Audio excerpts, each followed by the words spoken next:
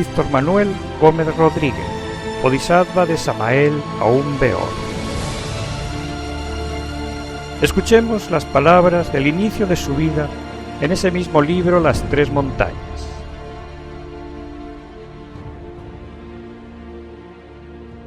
No está de más aseverar solemnemente que nací con enormes inquietudes espirituales. Negarlo sería un absurdo. Aunque a muchos les parezca algo insólito e increíble, el hecho concreto de que haya alguien en el mundo que pueda recordar en forma íntegra la totalidad de su existencia, incluyendo hasta su propio suceso del nacimiento, quiero aseverar que yo soy uno de esos. Después de todos los consabidos procesos natales, muy limpio y hermosamente vestido, deliciosamente fui colocado en el lecho materno junto a mi madre. Cierto gigante muy amable, acercándose a aquel sagrado lecho, sonriendo dulcemente, me contemplaba. Era mi padre. Huelga decir claramente y sin ambajes que en el amanecer de cualquier existencia andamos originalmente en 4 patas, luego en 2 y por último en 3. Obviamente la postrera es el bastón de los ancianos. Mi caso en modo alguno podía ser una excepción a la regla general. Cuando tuve 11 meses quise caminar, y es evidente que lo logré, sosteniéndome firmemente sobre mis 2 pies. Todavía recuerdo plenamente aquel instante maravilloso en que, entrelazando mis manos sobre la cabeza, hiciera solemnemente el signo masónico de socorro. Elai bene almaná. Y como quiera que todavía no he perdido la capacidad de asombro, debo decir que lo que sucedió entonces me pareció maravilloso. Caminar por vez primera con el cuerpo que a uno le ha dado la madre natura es fuera de toda duda un prodigio extraordinario. Muy serenamente me dirigí hasta el viejo ventanal desde el cual podía verse claramente el abigarrado conjunto de personas que aquí, allá y acullá aparecían o desaparecían en la calleja pintoresca de mi pueblo. Agarrarme a los barrotes de tan vetusta ventana fue para mí la primera aventura. Afortunadamente mi padre, hombre muy prudente, conjurando con mucha anticipación cualquier peligro, había colocado una malla de alambre en la balaustrada a fin de que yo no fuese a caer a la calle. Ventana muy antigua de un alto piso. Cuánto la recuerdo. Vieja casona centenaria donde diera mis primeros pasos. Ciertamente en esa deliciosa edad amaba los encantadores juguetes con que los niños se divierten, mas esto en modo alguno interfería con mis prácticas de meditación. Por esos primeros años de la vida en que uno aprende a caminar, acostumbraba a sentarme al estilo oriental para meditar.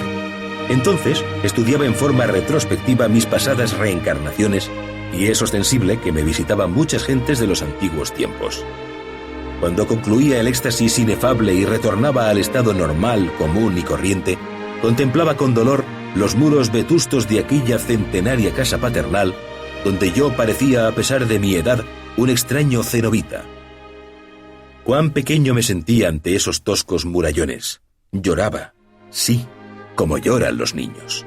Me lamentaba diciendo, otra vez en un nuevo cuerpo físico, cuán dolorosa es la vida, ay, ay, ay.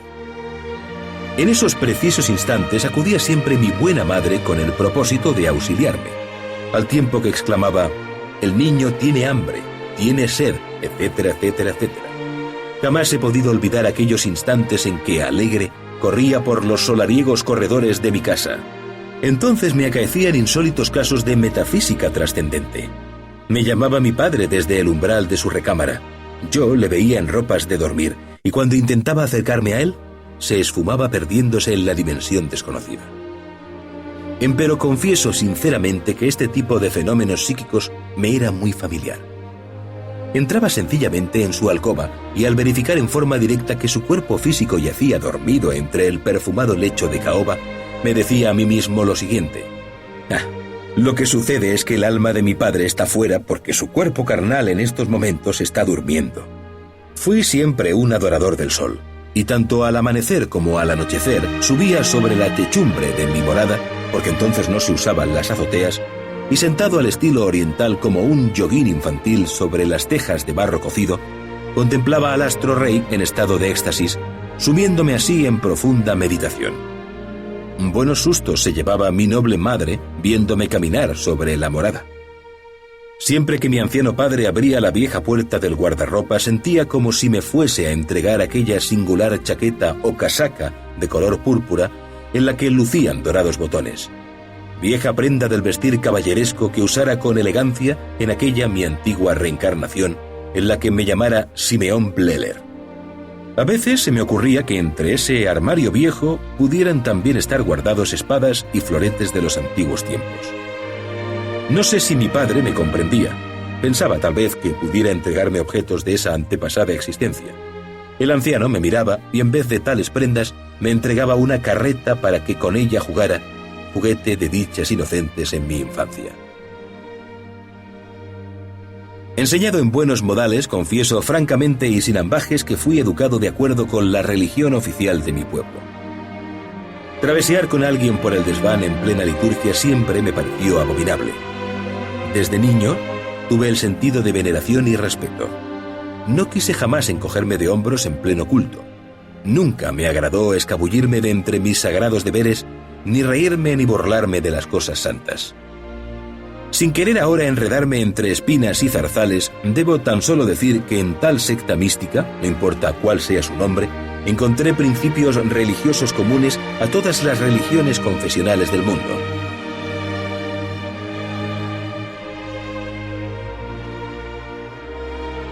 Pero sucedió que a los pocos años sus padres se separaron, y el niño quedó viviendo con su padre y su madrastra, sufriendo maltratos y palizas que quedaron grabados en su cuerpo físico, hasta que a la edad de 12 años no le quedó más remedio que marcharse de casa y vivir en la calle.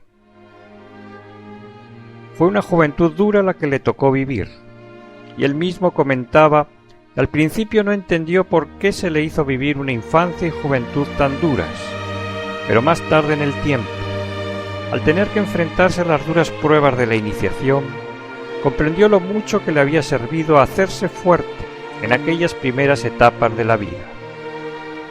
Escuchemos sus propias palabras hablando de las duras disciplinas que aplicaban los gurujís de los tiempos idos.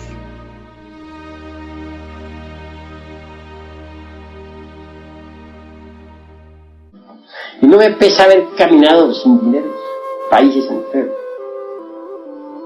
No me pesa haber sufrido la tormenta y los huracanes. No me pesa haber llegado a pueblos donde nadie me conocía y sin un céntimo en la bolsa. Así empecé, y mucho que me sirvió. Yo empecé en una forma natural. Mi padre, que está en secreto, quiso y así empezar, y así empecé. A otros les ha tocado empezar así, porque su gurú así lo ha establecido para su vida. Conozco el caso de un gurú de ojos negros penetrantes y mostachos negros. Organizó a sus discípulos para una caravana. Recorrió países enteros para llegar a Persia, desde Rusia. Caminar por ahí entre la nieve, mujeres, hombres, unos con el pie descalzo, sangrando, durmiendo en las montañas, expuestos a los lobos, firmes en la disciplina. Hasta llegar a ese país de Persia, sencillamente para encontrar una casa desocupada donde... Tontería, diría cualquiera. ¿Cómo es posible un viaje con un grupo de personas que están sufriendo a través de las montañas y del hielo, durmiendo en la noche, en las selvas, expuesto a los lobos del invierno? ¿Con qué objeto? Congruente parecería. Para llegar por último a una casa que haya alquilado, pues para eso no se necesita de todo eso. Se podría haber hecho el viaje de un maravilloso automóvil o en un avión. El gurú sabía lo que hacía. Si el discípulo va a la derecha, el gurú lo jalaba a la izquierda. Si jalaba el discípulo a la izquierda, el gurú como al caballo le jalaba las riendas para que mirara hacia la derecha. Y a sufrir un poco. Sus discípulos se forjaron desde un principio en la dura disciplina y resultaron magníficos. A mí me tocó también forjarme en principio en esa dura disciplina. Mi padre está en secreto así lo hizo. No lo había entendido. Mucho más tarde en el tiempo lo entendí. Que él había seguido conmigo el mismo proceso que han seguido todos los brujos de los tiempos, sometiendo a los estudiantes primero que todo a esas duras pruebas. No hay duda de que fueron magníficos los estudiantes que por las mismas pasaron.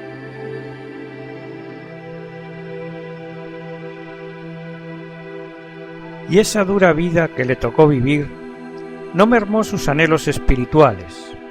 Por el contrario, ahora con 16 años, buscaba con ansias el camino secreto.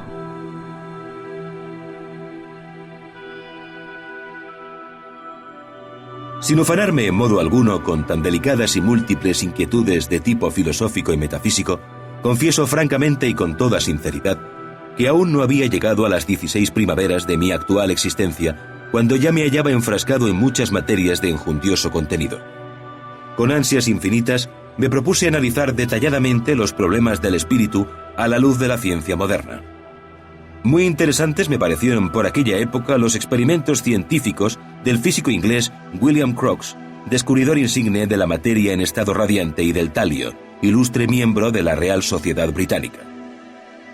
Sensacionales me parecieron las famosas materializaciones del espectro de Katie King en pleno laboratorio, tema planteado por Crookes en su medida de la fuerza psíquica. Enseñado en buenos modales y sin ensayarme en la oratoria para recitar en público, a los 17 años de edad dictaba conferencias en la Sociedad Teosófica. El diploma teosofista lo recibí de manos de Ginara Hadassah, ilustre presidente de aquella augusta sociedad que en buena hora conociese personalmente. Seguro de mí mismo en mi carácter, estaba entonces muy bien informado sobre los extraños y misteriosos golpes de Rochester, los clásicos fenómenos psíquicos de la granja de los Eddy, donde nació la misma sociedad teosófica. Había acumulado muchos datos relacionados con aquellos trípodes evocadores de las pitonisas de los antiguos tiempos. Sabía de casas encantadas y de apariciones post-mortem y conocía a fondo todos los fenómenos telepáticos. Incuestionablemente, con tantos datos metafísicos en mi pobre mente acumulados, me había convertido en un erudito muy exigente. Sin embargo, quise muy sinceramente formar el corazón con el buen criterio teosofista y por ello me engolosiné con las obras que hallé en la rica biblioteca. Venero inagotable de sabiduría divinal, descubrí con asombro místico en las doradas páginas de La Doctrina Secreta, obra extraordinaria de la venerable gran maestra Elena Petrovna Blavatsky, la sublime mártir del siglo XIX. Agotados los teóricos estudios de tipo teosófico, practiqué con intensidad Raja Yoga, Bhakti Yoga, Jnana Yoga, Karma Yoga, etcétera, etcétera, etcétera. Múltiples beneficios psíquicos obtuve con las yogas prácticas preconizadas por esa venerada institución. Como quiera que la meritísima maestra H.P.B. consideró siempre a la Hatha Yoga como algo demasiado inferior, me es dable manifestar que jamás me interesé por tal rama de la yoga indostánica. Mucho más tarde en el tiempo fui invitado a una gran asamblea de la venerable Gran Logia Blanca, donde en plena ágora se calificó a la Hatha Yoga como auténtica magia negra. Y tras estudiar y practicar las enseñanzas teosóficas, a los 18 años entra en contacto con la Escuela Rosacruz.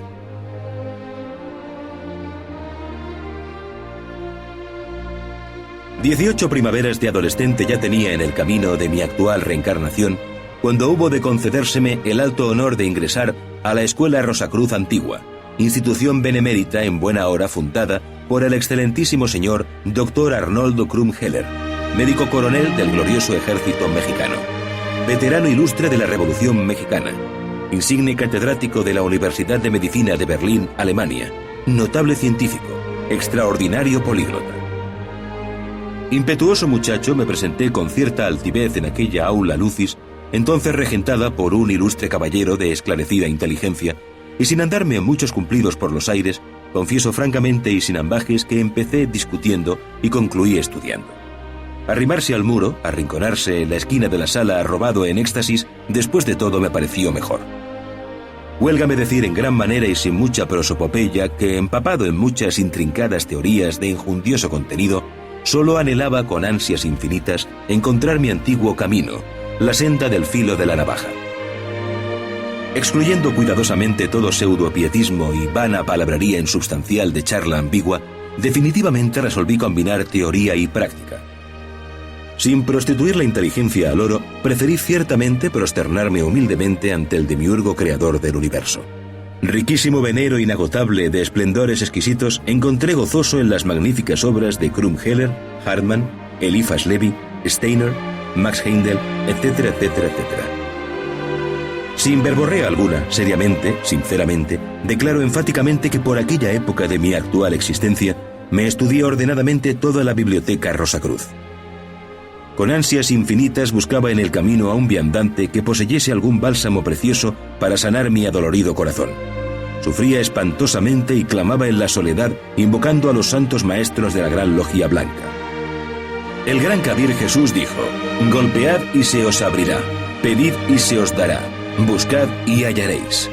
En nombre de eso que es lo real, declaro lo siguiente: cumpliendo con las enseñanzas del Evangelio cristiano, pedí y se me dio, busqué y hallé, golpeé y se me abrió. Tratándose de estudios tan largos y complejos como son esos de los Rosacruces, es incuestionable que el temario en modo alguno cabría dentro del estrecho marco del presente capítulo.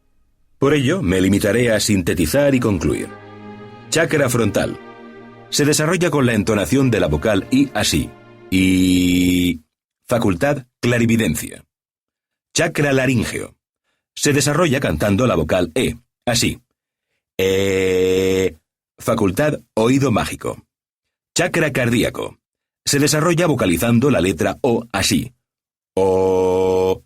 Facultades, intuición, desdoblamientos astrales, etcétera, etcétera. Chakra umbilical. Se desarrolla entonando la vocal U, así. U. Facultad telepatía. Chakras pulmonares. Se desarrolla cantando la letra A, así. A. Facultad recordación de existencias anteriores. I, E, O, U, A es el orden de las vocales. Con estas letras se forman todos los mantrams. Decía el doctor Krumheller que 1 hora diaria de vocalización era mejor que leer 1.000.000 de libros de pseudoesoterismo y pseudoocultismo. Yo entonces inhalaba con avidez suprema el prana cristónico, el aliento vital de las montañas, y luego exhalaba lentamente haciendo resonar la correspondiente vocal. Manifiesto para mayor claridad que cada vocal iba precedida de una inhalación, y que solo resonaba al exhalar. Es obvio que inhalaba por las fosas nasales y que exhalaba por la boca. Resultados concretos. Todos mis chakras astrales o centros magnéticos intensificaron su actividad vibratoria, rotando positivamente de izquierda a derecha, como las manecillas de un reloj visto, no de lado, sino de frente. Ejercicio retrospectivo. Con mucha didáctica nos enseñó el profesor cierto ejercicio retrospectivo maravilloso. Nos aconsejó jamás movernos en el lecho en el instante del despertar, explicándonos que con tal movimiento se agita el cuerpo astral y se pierden los recuerdos. Es incuestionable que durante las horas de sueño, las almas humanas viajan fuera del cuerpo físico. Lo importante es no olvidar nuestras experiencias íntimas al regresar al cuerpo. Nos indicó practicar en ese preciso momento un ejercicio retrospectivo con el inteligente propósito de recordar hechos, ocurrencias y lugares visitados en sueños. Indudablemente y sin exageración alguna, me es dable poner cierto énfasis para aseverar solemnemente que cada uno de mis chakras astrales se desarrolló extraordinariamente, intensificándose por ese motivo las percepciones de tipo clarividente, clariaudiente, etcétera, etcétera, etcétera. Retirada. Poco antes de retirarme de aquella benemérita institución, clamó aquel profesor diciendo que ninguno de los de aquí presentes se atreva a autocalificarse de Rosacruz, porque todos nosotros no somos sino simples aspirantes a Rosacruces. Y luego añadió con gran solemnidad: Rosacruz es un Buda, un Jesús, un Morya, un KH, etcétera, etcétera, etcétera.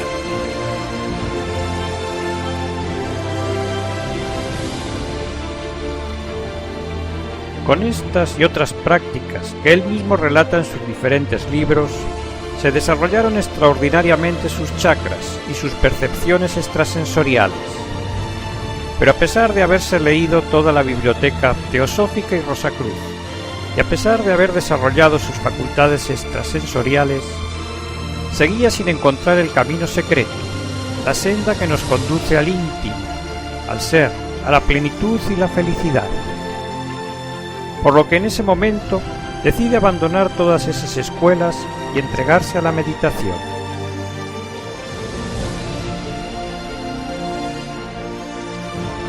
Flanqueado de murallas intelectivas, hastiado de tantas teorías tan complicadas y difíciles, resolví viajar hacia las costas tropicales del Mar Caribe. Allá lejos, sentado como un eremita de los tiempos idos, bajo la sombra taciturna de un árbol solitario, resolví darle sepultura a todo aquel séquito difícil del vano racionalismo. Con mente en blanco, partiendo del cero radical, sumido en meditación profunda, busqué dentro de mí mismo al maestro secreto. Sin ambajes, confieso y con entera sinceridad que yo tomé muy en serio aquella frase del testamento de la sabiduría antigua que a la letra dice: antes de que la falsa aurora amaneciera sobre la tierra, aquellos que sobrevivieron al huracán y a la tormenta alabaron al íntimo, y a ellos se les aparecieron los heraldos de la aurora. Obviamente buscaba al íntimo, le adoraba entre el secreto de la meditación, le rendía culto.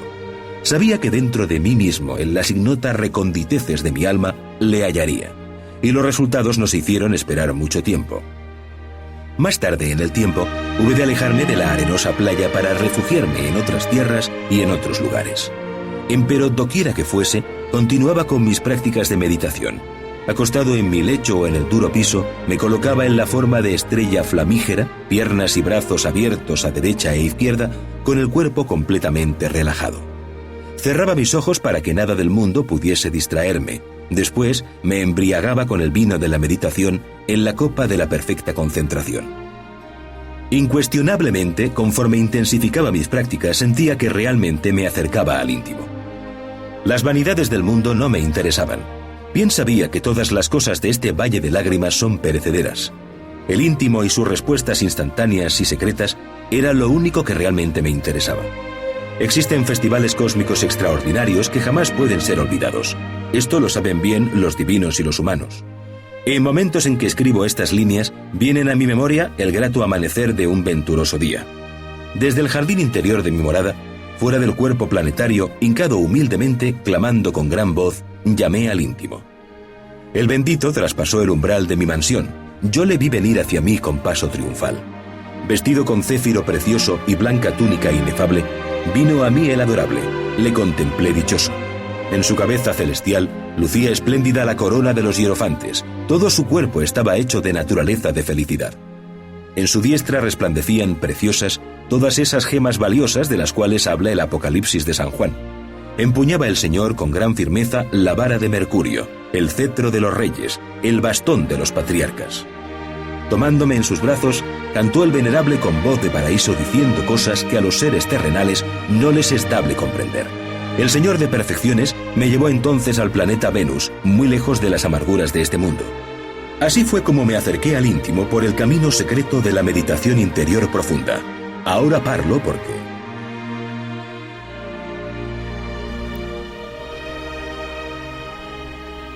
Y fue su contacto con el íntimo, con su ser, con Samael, lo que trajo un cambio radical en su vida. En primer lugar, conoció quién era él, un bodhisattva caído, el alma humana del ángel Samael, y comprendió que debía levantarse de nuevo y unirse con su íntimo. En segundo lugar, se le dijo que debía escribir la enseñanza, el mapa del camino, para que los que quisieran pudieran también levantarse. Y en tercer lugar, se le dijo que habría de formar una nueva cultura, una nueva civilización, y para ello habría en su momento de conducir un éxodo con todos aquellos que se hubieran levantado o que estuvieran tratando de levantarse. Estaba entrando al camino iniciático y estaba empezando a sufrir las rigurosas pruebas del camino por aquel tiempo.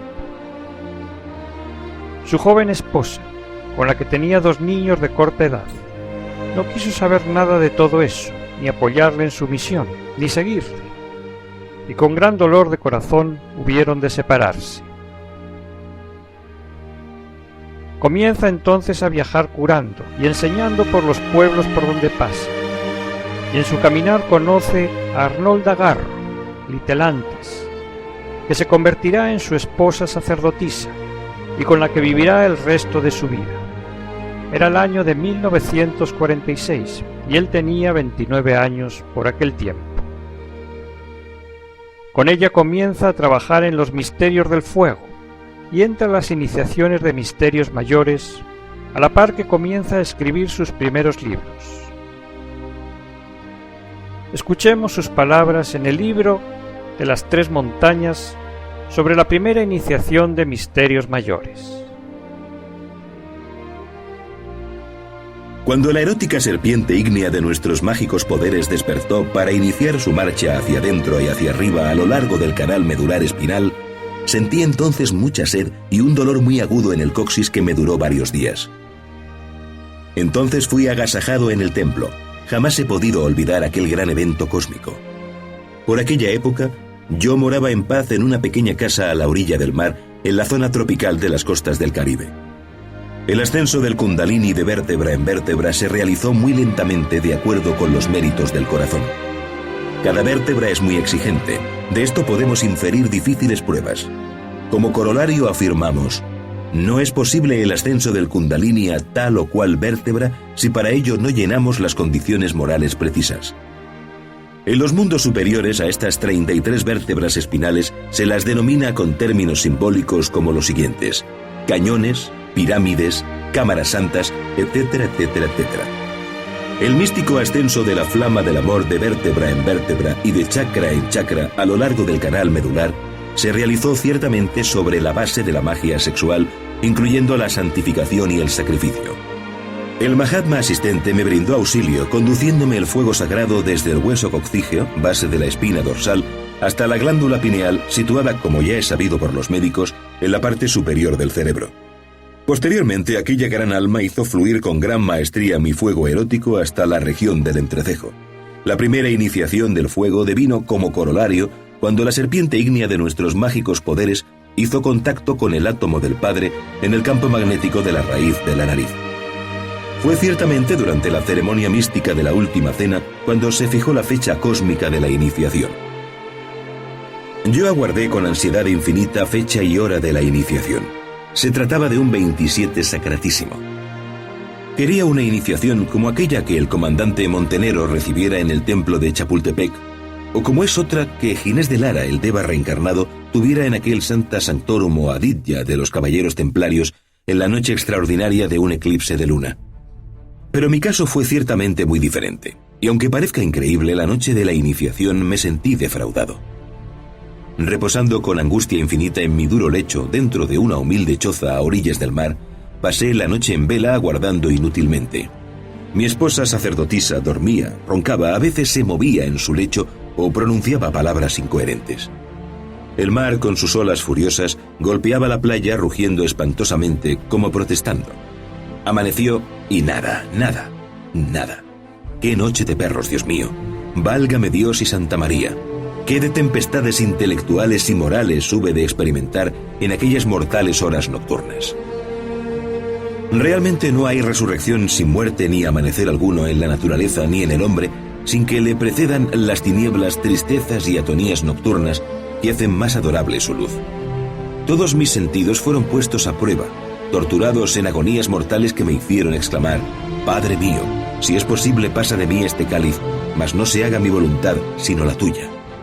Al salir el sol, como bola de fuego que pareciera brotar de entre el tempestuoso océano, despertó Litelantes diciéndome: ¿se acuerda de la fiesta que le hicieron allá arriba? Usted recibió la iniciación. ¿Cómo?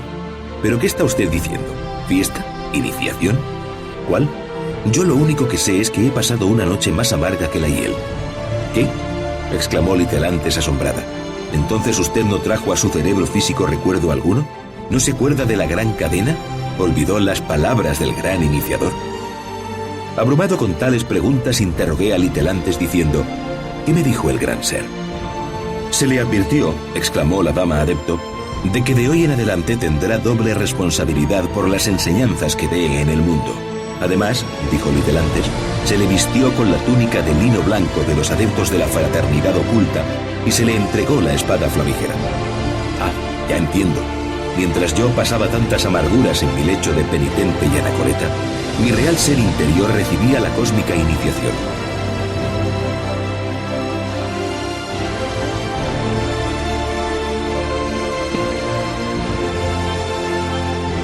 Y tras esta anécdota de su primera iniciación de misterios mayores, comienza a sufrir el acoso de los médicos de Ciénaga, la ciudad donde vivía a orillas del mar Caribe, por curar con remedios naturales, y también sufre el acoso de sacerdotes de la región por escribir obras de esoterismo, hasta el punto de que le encarcelan varias veces por el delito de curar y escribir esoterismo. Así que finalmente decide trasladarse al interior, a la Sierra Nevada de Santa Marta, allí en Colombia. Es allí en la sierra que sigue curando y enseñando a los campesinos del lugar el conocimiento esotérico, que él llamará la Gnosis, y formará allí su primer grupo de discípulos.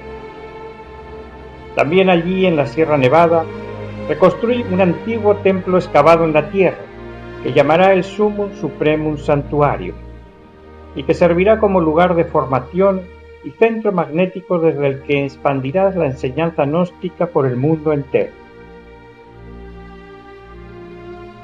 En sus procesos iniciáticos sigue pasando por las iniciaciones de misterios mayores y llega a la iniciación venusta, momento en el que el adepto recibe internamente a su ser, al espíritu divino de cada hombre. Fue un 27 de octubre de 1954, en las entrañas del Summum Supremum Sanctuarium, y es a partir de ese momento que toma el nombre de su ser, Samael Aum Beor. A la par de sus procesos iniciáticos, sigue formando allí en la sierra más discípulos, que comienzan a viajar por los pueblos llevando la enseñanza gnóstica, y sigue escribiendo libros. De aquellos primeros años del camino esotérico podemos destacar obras como El matrimonio perfecto, Curso zodiacal, La revolución de Bel, Apuntes secretos de un gurú, Tratado de medicina oculta y magia práctica, Rosa ígnea, etcétera, etcétera. Escuchemos sus palabras sobre aquellos tiempos. En las vertientes tropicales de la Sierra Nevada, a orillas del Macuriba o Mar Caribe, yo hube de recapitular pacientemente los diversos procesos esotéricos iniciáticos de la tercera, cuarta y quinta iniciaciones del fuego. Allí vivía austero con cierto grupo muy selecto de estudiantes gnósticos, muy lejos de tanto sandio, panarra, pazguato del vano intelectualismo. Probos e irreprochables anacoretas gnósticos agradecidos habíanme construido con maderas de aquellos bosques sencilla morada. Quiero evocar ahora siquiera por un momento a todos esos esclarecidos varones, algunos de los cuales en estos instantes sobresalen como notables misioneros internacionales. Desde esta mi antigua tierra mexicana os saludo, perínclitos señores de la nevada sierra sudamericana. Quiero incluir también dentro de estas mis salutaciones a sus mujeres y a sus hijos, y a los hijos de sus hijos. Cuán dichoso moraba en aquel nemoroso refugio del boscaje profundo, fuera del mundanal bullicio. Entonces retorné a los paraísos elementales de la naturaleza, y los príncipes del fuego, los aires, las aguas y la perfumada tierra me entregaron sus secretos. Pero aquella labor de curar con remedios naturales a las gentes del lugar y escribir libros de esoterismo siguió molestando a médicos y curas, cuyas denuncias y encarcelamientos no habían progresado. Así que comenzaron a propagar contra él acusaciones de brujerías y cosas mucho peores. Persecuciones. Cuán felices morábamos en nuestras cabañas del bosque solitario. Desafortunadamente vinieron nuevas persecuciones. Profanas gentes de las vecinas aldeas se dieron a la tarea, por cierto no muy bella, de propagar contra nos variados infundios difamatorios. La comadrería de las señoras, el embuste de los caballeros, el chirimbolo, el cachivache, la chinchorrería, asumió monstruosas figuras y se desató la tempestad. Incuestionablemente yo me convertí en el personaje central del drama contra el que fuera lanzado todo destello, chispazo, fusilazo. Ese orden de cosas se fue entonces poniendo cada día de mal en peor, y al fin surgió por ahí el acusetas, el soplón, el denunciante. Alarmada, la policía me buscaba por doquiera con órdenes categóricas de aplicarme la ley de fuga. Ciertamente no era yo para esos pobres gendarmes un simple molinero o alborotador del pueblo al estilo de Pablo de Tarso, sino algo peor.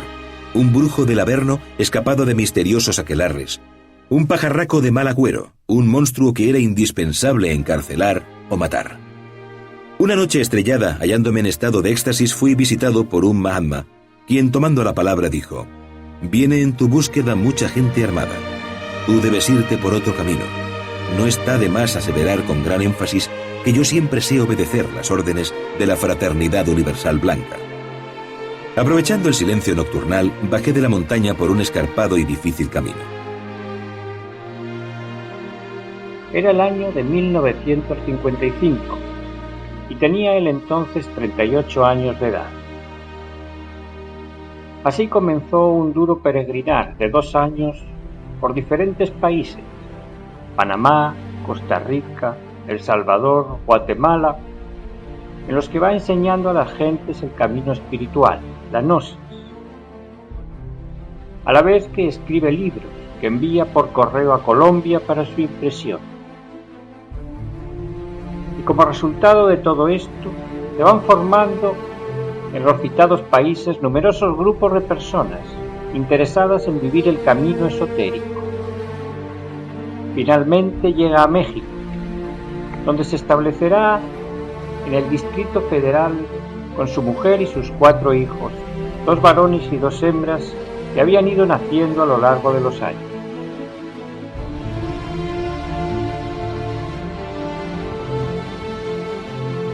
En 1958 entré en contacto con 2 importantes movimientos espirituales: el ALAS, Acción Libertadora de América del Sur, dirigido por el señor Francisco Propat, maestro Luxemí, y el Aryavarta Asrama en la India, dirigido por el Swami Sivananda. De esta forma, el movimiento gnóstico tomará una proyección mundial. Allí en México continúa viviendo sus procesos iniciáticos y en el año de 1962 entra internamente a los trabajos de Hércules, es decir, a la segunda montaña de la iniciación, también llamada la montaña de la resurrección.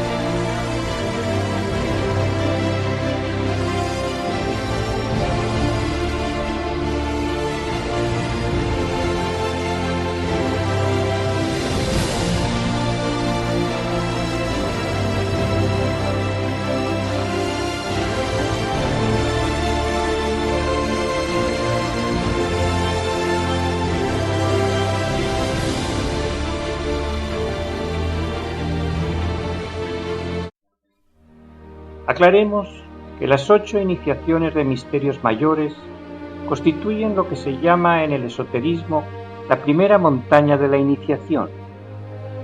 Después vienen los procesos iniciáticos de la segunda montaña, los cuales están simbólicamente representados por los 9 primeros trabajos que tuvo que hacer Hércules en la mitología griega para convertirse en un dios, y están representados también por el Vía Crucis que vivió el Cristo Jesús en Tierra Santa. Son procesos como el Vía Crucis dolorosos, procesos de perfeccionamiento interno, donde el adepto baja a los mundos infiernos, también descritos por el Dante Alighieri, y baja a desintegrar sus propias abominaciones.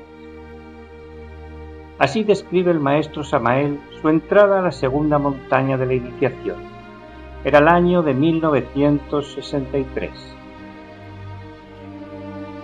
Es ostensible que nosotros, los hermanos del templo de los 2 veces nacidos, habíamos eliminado de nuestras psiquis variados elementos subjetivos, infrahumanos, empero después de haber pasado por las 8 iniciaciones, anhelábamos con todas las fuerzas del alma ingresar a los esotéricos trabajos mágicos de la montaña de la resurrección. Se nos dijo en el templo que debíamos aguardar con infinita paciencia al abad del monasterio, mas es evidente que las horas transcurrían largas y aburridoras con una monotonía insoportable. El venerable no parecía ciertamente tener prisa alguna. Algunos de esos veteranos de la primera montaña se movían por doquiera, aquí, allá y acullá, protestando impacientes por la singular demora del superior. Hay casos que sorprenden en la vida y uno de ellos fue la asombrosa entrada del abad en el templo. Todos los hermanos de la orden sagrada quedamos estupefactos, pues algunos de los nuestros ya habían perdido la esperanza de ver al maestro. Frente a la sacra cofradía, habló el venerable diciendo: «A ustedes, hermanos, les hacen falta dos virtudes que este hermano tiene». Esto dijo al tiempo que me señalaba con el dedo índice. Posteriormente, en forma dulce e imperativa a la vez, me ordenó así: «Dígales usted, hermano, cuáles son esas dos virtudes». «Hay que saber ser pacientes, hay que saber ser serenos», exclamé con voz pausada y clara. «¿Ya ven? ¿Se convencieron?», prorrumpió el abad con gran solemnidad. Todos los adeptos, espantados y maravillados a la vez, optaron por guardar un respetuoso silencio. Incuestionablemente, todos los miembros de la congregación, a excepción mía, hubieron entonces de ser aplazados, pues solo mi insignificante persona, que nada vale, salió victoriosa en la difícil prueba. El austero hierofante me obsequió luego una hermosa naranja. Yo capturé de inmediato su honda significación. Mucho más tarde en el tiempo, hube de comparecer ante la hermandad de otro monasterio de la Fraternidad Universal Blanca, con el propósito definido de recibir instrucciones y firmar documentos. Entonces se me previno con las siguientes palabras: «Debes cuidarte muy bien del frío lunar». Volver a la fragua encendida de Vulcano después de un largo receso me fue urgente. Aunque previamente había formado jurídicamente en Colombia el movimiento gnóstico cristiano universal, una vez en México forma también la Asociación Gnóstica de Estudios Antropológicos y Culturales. Estas dos serán las instituciones con las que la enseñanza gnóstica se irá difundiendo por todo el mundo. Por otro lado, sigue escribiendo libros que envía por correo a Santa Marta, en Colombia, donde uno de sus discípulos, que posee una imprenta, los imprime y distribuye a los grupos que se han ido formando en toda Sudamérica.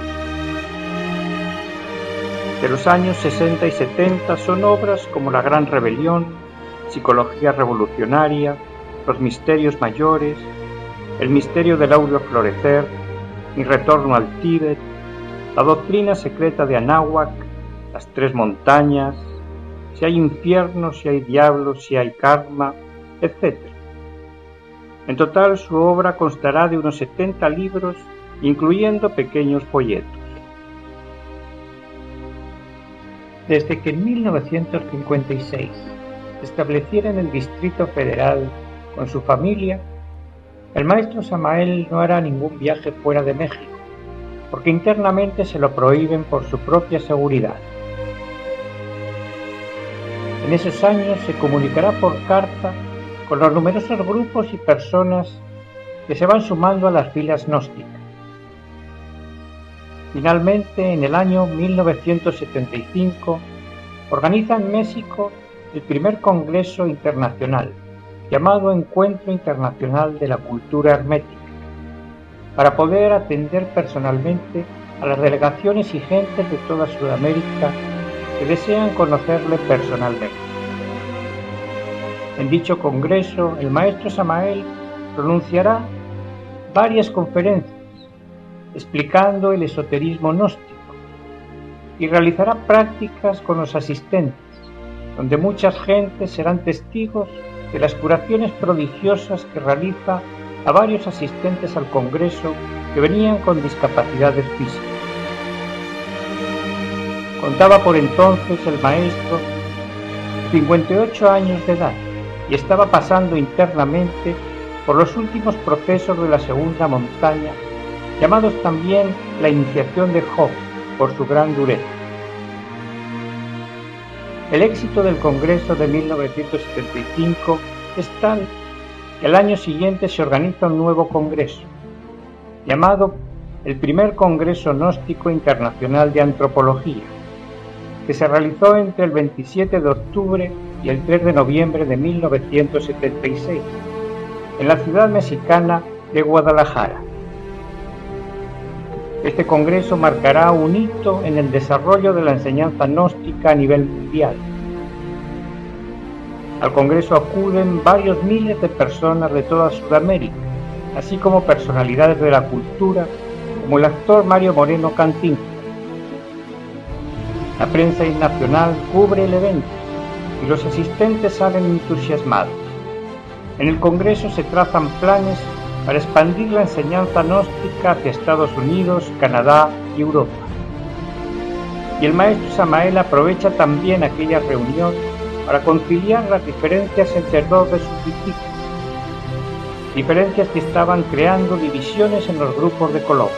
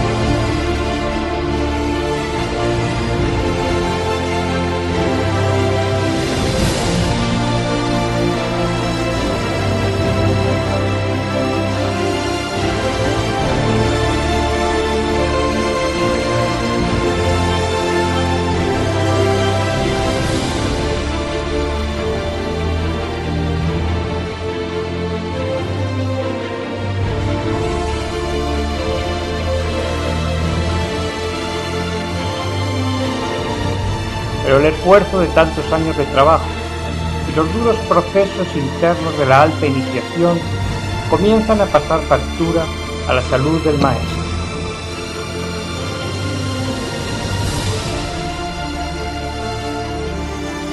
En 1977, el maestro termina los procesos iniciáticos de la segunda montaña, la de la resurrección, convirtiéndose así en un maestro resurrecto. Estos procesos son llamados de la resurrección porque al final de estos trabajos se dice que resucita, es decir, queda establecido permanentemente dentro del adepto su espíritu divino. Resucita en el adepto su Cristo íntimo, en el argot de los primeros cristianos gnósticos. O en el argot de los alquimistas se dice que el adepto resucita su piedra filosofal. En otras palabras, ese adepto queda limpio de todo defecto y con su espíritu divino encarnado en él. Queda convertido en un hombre cristificado, en un arcángel, en un superhombre, con poderes sobre la vida y la muerte. Así pues, Samael, el espíritu divino, el ángel caído de la tradición hebraica, queda nuevamente levantado, establecido dentro de su bodhisattva, dentro de su alma humana, cuya personalidad en esta existencia se llamó Víctor Manuel Gómez Rodríguez. Pero el esfuerzo por religarse con su ser, con su espíritu divino, con Samael, había sido tan grande que el cuerpo físico estaba muy dañado. Le diagnosticaron 3 úlceras de estómago que le llevan a desencarnar el 24 de diciembre de 1977.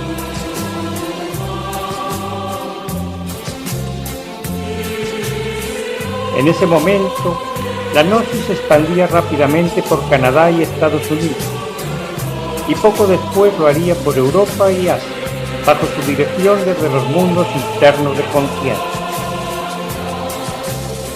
Su labor de difusión de la enseñanza estaba terminada. Ahora, como dijo él alguna vez, hay que esperar a que la levadura fermente, y esto ya depende solo de cada uno de nosotros, puesto que todos tenemos libre albedrío para aprovechar la enseñanza, despertar la conciencia y encarnar a nuestro espíritu divino, o dejar pasar esta gran oportunidad que las corrientes jerárquicas de Acuario y su avatar Samael aún peor nos han dado en este momento. Al igual que hace 2020 años, nos lo diera el Cristo Jesús en el comienzo de la era de Cristo. Pero como siempre ocurre, con el paso de los siglos, esas enseñanzas quedaron adulteradas y desvirtuadas. Por eso era necesario mostrar de nuevo a la humanidad la senda secreta, el camino angosto y estrecho que conduce a la luz. Les dejamos para terminar con las palabras del maestro Samael en el prólogo de su libro Las Tres Montañas, hablándonos precisamente del camino secreto. Sin querer en modo alguno herir delicadas susceptibilidades, debemos enfatizar la idea básica de que en el ambiente cultural espiritual de la humanidad contemporánea coexisten variadas instituciones venerables que muy sinceramente creen conocer el camino secreto y que sin embargo no lo conocen. Permítasenos la libertad de decir con gran solemnidad que no queremos hacer crítica destructiva. Enfatizamos, y es ostensible, que eso no es delito. Obviamente, y por un simple respeto muy profundo hacia nuestros semejantes, jamás nos pronunciaríamos contra ninguna mística institución. A ningún elemento humano podría criticársele por el hecho de desconocer algo que nunca se le ha enseñado. El camino secreto jamás ha sido develado públicamente. En términos rigurosamente socráticos, diríamos que muchos eruditos que pretenden conocer a fondo la senda del filo de la navaja, no solo la ignoran, sino además ignoran que la ignoran. No queriendo indicar o señalar organizaciones espirituales de ningún tipo y sin el ánimo de zaherir a nadie, diremos simplemente que el ignorante ilustrado no solamente no sabe, sino además no sabe que no sabe. En todos los libros sagrados de la antigüedad se hace alusión al camino secreto. Se le cita, se le nombra en muchos versículos, mas la gente no lo conoce. Develar, indicar, enseñar la senda esotérica que conduce a la liberación final es, ciertamente, el propósito de esta obra que tienes en tus manos, querido lector. Este es un libro más del Quinto Evangelio. Goethe, el gran iniciado alemán, dijo: «Toda teoría es gris y solo es verde el árbol de dorados frutos que es la vida». Vivencias trascendentales es ciertamente lo que entregamos en este mi nuevo libro. Lo que nos consta, lo que hemos experimentado directamente. Es inaplazable trazar los mapas del camino, indicar con precisión cada paso, señalar los peligros, etcétera, etcétera, etcétera. Hace algún tiempo los guardianes del Santo Sepulcro me dijeron: «Sabemos que te vas, mas antes de que te marches, debes dejarle a la humanidad los mapas del camino y tus palabras». Yo respondí diciendo: «Eso será lo que haré». Desde entonces, me comprometí solemnemente a escribir este libro. Y como al árbol se le conoce por sus frutos, y al hombre por sus obras, si tu alma, amable lector, está ansiosa de la sabiduría divina, te invitamos a leer las obras del quinto de los siete, el arcángel Samael, el ángel caído de la tradición hebraica, que hoy está nuevamente en pie, iniciando la nueva era de Acuario entre el augusto tronar del pensamiento.